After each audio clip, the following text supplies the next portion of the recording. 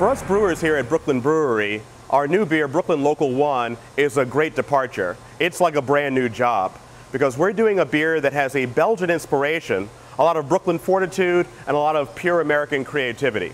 So what we're doing is called bottle re-fermentation, also called bottle conditioning.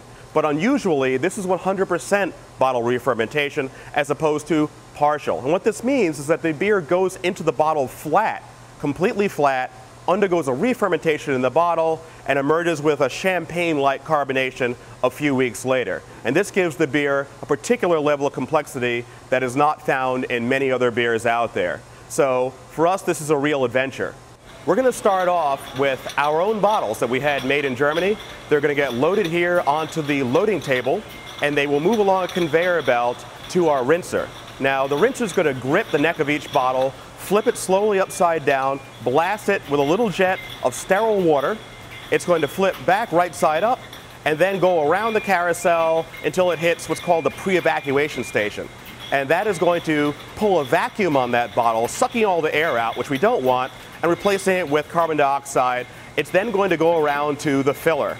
And the filler is rotating. Above the filler is what's called the bowl, which is full of beer. So now we're at the corker, and the corker is going to jam that cork about halfway into the bottle. You've got to adjust it properly so you have just enough cork hanging out of the bottle and just enough in. Too little, you won't be able to grab it and pull that cork out.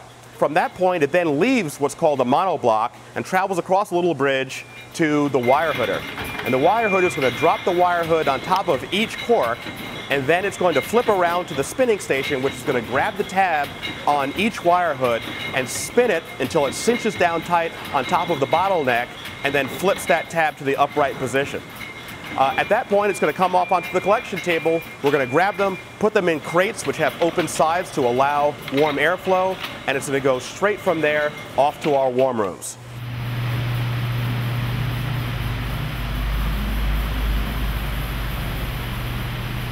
Once it's spent a week in the warm room and a couple of weeks in the cold rooms, it's now ready to go into the cases. We take it out of the cases at this point, out of the crates, and it goes onto another loading table through a bottle washer, which is going to give it's like a car wash. It's going to give the exterior of the bottle a nice wash so it's nice and clean.